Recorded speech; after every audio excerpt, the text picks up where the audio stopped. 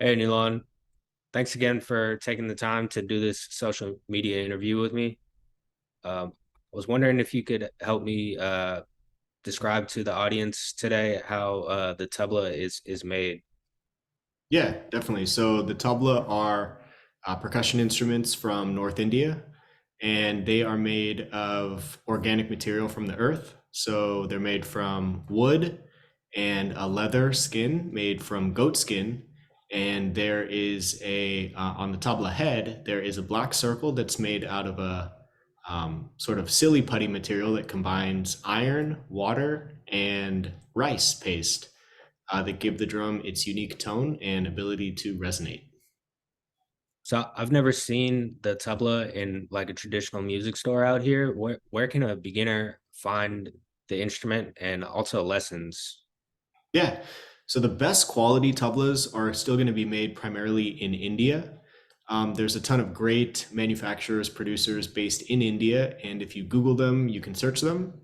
But here locally in the Bay Area, there's a great music store in Berkeley called the Musicians Mall, where you can buy tabla sets from the manufacturers in India will export the instruments to the store, and you can pick them up there in the East Bay as well.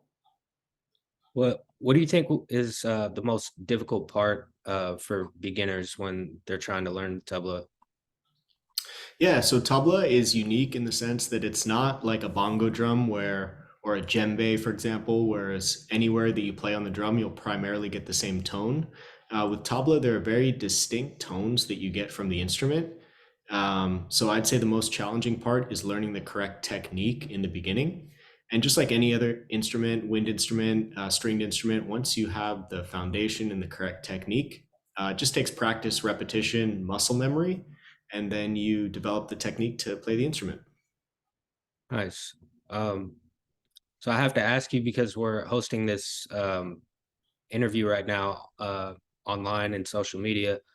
I'm wondering if you can describe any kind of like pros and cons of learning or teaching because you're a teacher on social media or on Zoom, the internet. How's Yeah, it sure. different than in person? Yeah, that's a great question. There are pros and cons to it. I would say the pros to it are that we can actually like screen share the notes and be on the same sheet of music looking over the notes and compositions together, teacher and student. Whereas in, the old days, traditionally there was no way to do that, and it required a lot of memorization on the part of both the teacher and the student. So in present day, we're able to use technology to do things like screen share notes to learn the compositions. Um, and what makes it difficult is just like any other instrument, it takes a lot of practice, dedication, because ultimately the notes are just a reference to memorize the composition. So there's still that responsibility to practice.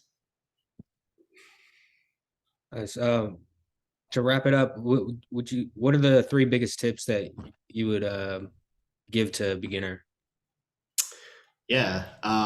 First and foremost, practice. So you got to practice the instrument. You got to carve out, a few minutes a day to practice. Doesn't have to be 10 hours a day, but if you can keep it consistent, I always say like, 1 hour a day is better than 7 days once a week. So it's about consistent practice.